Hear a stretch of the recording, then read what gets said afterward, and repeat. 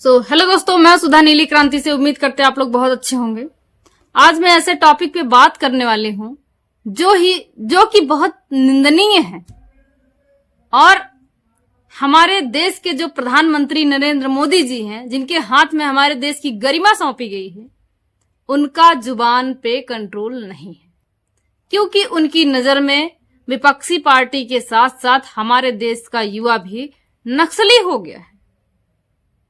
कल 15 अगस्त थी, कल स्वतंत्रता दिवस थी और हमारे देश के प्रधानमंत्री जी लाल किले पे खड़े होके अपने भाषणबाजी में 2 शब्द शहीदों के लिए नहीं कहा, लेकिन अपनी पार्टी का प्रचार करना वहां जरूरी था, क्योंकि कल स्वतंत्रता का दिन था और उन्होंने स्वतंत्रता दिखाई कि वो आजाद देश में है और शहीदों के पक्ष में 2 शब्द ना बोलने के बजाय यहां पार्टी का प्रचार किया जाए।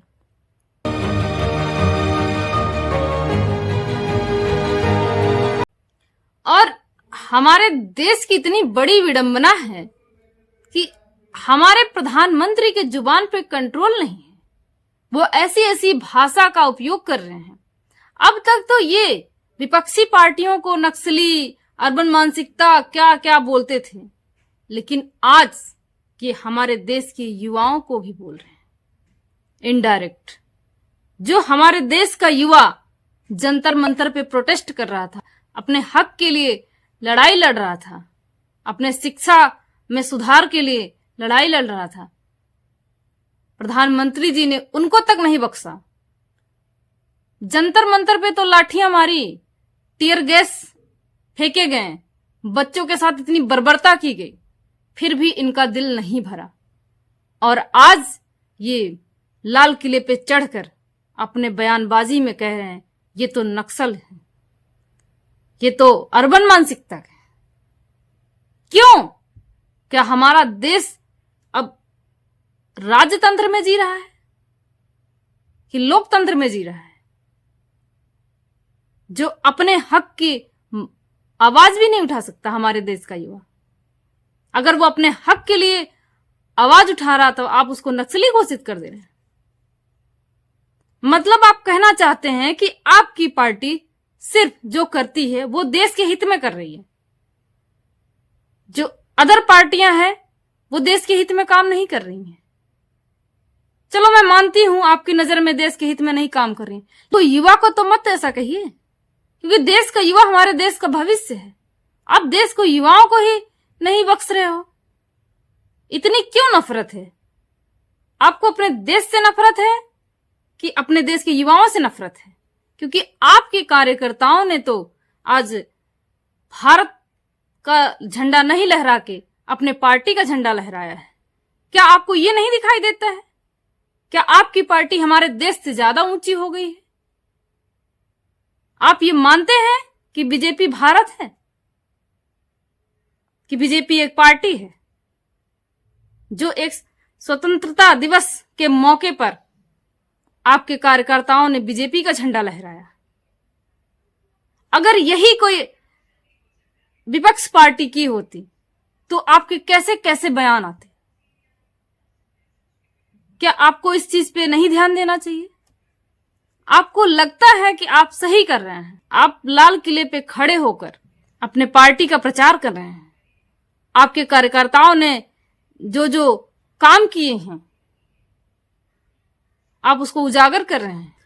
आप भारत को किस नर्क की खाई में झोंक रहे हैं? क्या आपको नहीं लगता है कि इस पे मंथन करना चाहिए आपको? आप वैसे तो सबके मन की बात करते हैं। आपने कभी युवाओं की मन की बात की? आपने कभी किसानों की मन की बात की? आपने कभी गरीबों की मन की बात की? लेकिन नक्सली मानसिकता के कौन लोग हैं ये आपको पता चल जाता है। लेकिन हमारे देश की महामारी बेरोजगारी आपको नहीं दिखाई देती, आपको नहीं पता चलता है। आप देश की उस गद्दी पे बैठे हैं, आपके हाथ में देश की गरिमा सौंपी गई। आपको इतना नहीं पता है कि हमारे झंडे को कैसे प्रेजेंट करना है, जो आपकी छाती पे ही लगा हुआ है। लेकिन आप लोगों का माइंड रीड कर रहे हैं कि हमारे देश का युवा नक्सली है। आपके मुंह से ऐसी बयानबाजी शोभा नहीं देती। आप हर उस पढ़े लिखे इंसान का हक छीन तो रहे हैं, लेकिन उसको इस तरह से आप घोषित कर दे रहे हैं, ऐसे ऐसे नाम से उसको घोषित कर दे रहे हैं। क्या आपको लगता है कि आप जो कर रहे हैं वही सही है? आप अपने देश के बजाय, अपने देश के झंडे के बजाय आप इटली के झंडे को प्रेजेंट कर रहे हैं। आप देश के प्रधानमंत्री हैं, आपको ये नहीं पता है कि हमारे देश का झंडा कैसा है, इटली के देश का झंडा कैसे है। तो आपको ये कैसे पता चल जा रहा है कि हमारे देश का युवा नक्सली है?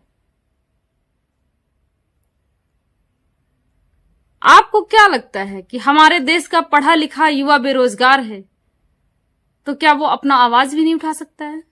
तो आप इसी को कहते हैं कि हमारा स्वतंत्र भारत है।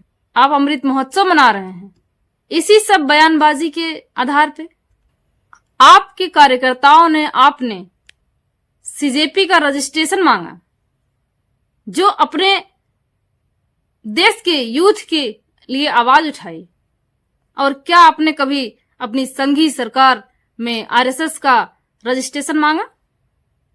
आज वो 100 सालों से बनी है और उसका फंड कहां से आ रहा है? आप सीजेपी के कार्यकर्ताओं से पूछ रहे हैं, जो अभी 26-27 साल के युवा हैं, कि आपके पास फंड कहां से आ रहा है? तो आप अपना फंड क्यों नहीं उजागर कर रहे हैं कि आपके पास इतना फंड कहां से आ रहा है? आप 10-10 हजार चुनाव से पहले लोगों के अकाउंट में डाल रहे हैं। अभी यूपी की बात देख लीजिए, तो यूपी के सीएम कह रहे हैं कि चुनाव से पहले महिलाओं के खाते में 50-50 हजार दिए जाएंगे। आपके पास युवाओं को नौकरी देने के लिए, रोजगार देने के लिए पैसा नहीं है। आपके पास एजुकेशन सिस्टम सुधारने के लिए पैसा नहीं है। आपके पास स्वास्थ्य विभाग सुधारने के लिए पैसा नहीं है। लेकिन आपके पास वोट बैंक बनाने का पैसा है। आपके पास चुनाव से पहले महिलाओं के खाते में पैसा डालने के लिए पैसा है। किसी चीज का हद होता है। आप इस देश के प्रधानमंत्री की गरिमा संभाल रहे हैं, तो आपने कभी अपना हद नहीं देखा है और आप युवाओं को कहते हैं कि हद में रहिए। हमारे देश का युवा, पढ़ा लिखा युवा, बेरोजगार युवा अपना रोजगार मांगने जाए तो आप उसको लाठियां मारते हैं। फिर आप कहते हैं कि आप लिमिट क्रॉस कर रहे हैं। जैसे जैसे आपकी बयानबाजी हुई है, जैसे जैसे आपने भाषण दिए हैं, जैसे जैसे शब्द आपने उपयोग किए हैं अपने बयानबाजी में, क्या इसका कोई लिमिट नहीं है? क्या इसका कोई दायरा आपने बनाया है? आपको मेरी बातें बहुत चुभ रही होंगी, लेकिन ये आपकी सच्चाई है। मेरे पास ऐसी बहुत सारी बातें हैं करने के लिए, लेकिन मैं इसी के साथ विदा लेती हूँ। जय भीम, जय संविधान, जय भारत, नमो बुद्ध। पूरे देश के अंदर जहां कहीं भी बहुजन समाज पर एट्रोसिटीज होती है, उस एट्रोसिटीज पर अगर वो व्यक्ति, वो परिवार मेरे पास तक पहुंच जाता है, जिन केसेज में मेरे फोन के जाने के बाद एक्शन हुआ, उस पर रेप केस तक है, कुल्हाड़ी से काटे हुए हमारे समाज के, बहुजन समाज के लोगों को काटा गया, उन पर कार्रवाई कराने का काम किया। ऐसे सैकड़ों मनुवादियों को जेल भिजवा चुका हूं जो मेरे समाज पे, मेरी बहन बेटियों पर अत्याचार करते हैं। मेरे फिल्म प्रोडक्शन हाउस के अंदर अगर कोई आदमी इलेक्ट्रॉनिक मीडिया के अंदर जाना चाहता है या फिल्म लाइन में जाना चाहता है, उसको फ्री ऑफ कॉस्ट ट्रेनिंग में दे रहा हूं और देता रहूंगा। धर्म पढ़ाएंगे आपको, रामायण, महाभारत, गीता, बाइबल और कुरान। दोस्तों, आपको पढ़ना होगा भारत का संविधान। 1984 में काशीराम साहब को ज्वाइन किया मैंने, और उस टाइम मैं 9th क्लास में पढ़ता था। उनके उस रास्ते पे काम करता हूँ। सामाजिक आंदोलन चलते रहना चाहिए, राजनीतिक आंदोलन चले या ना चले। ना बिकता हूँ, ना मुझे कोई खरीद सकता है, ना समझौता करता हूँ। सिर्फ 18 घंटे काम करता हूँ। जब तक मेरे समाज के, बहुजन समाज के पीड़ित व्यक्ति को न्याय नहीं मिल जाता, तब तक मैं बाबा साहब के विचारों और संविधान पर चलता हूँ। 9810085714।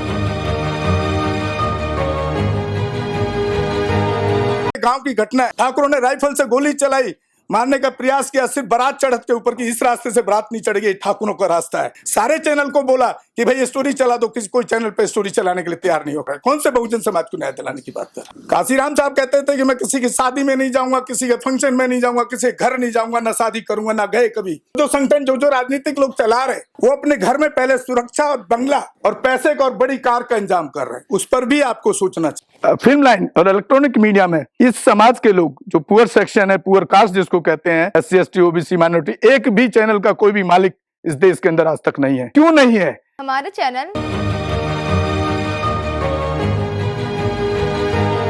लाइक, शेयर, सब्सक्राइब देखना मत भूलिएगा। इसी के साथ आप लोगों से विदा लेता हूं। जय भीम, जय भारत, जय संविधान, नमो बुद्धाय।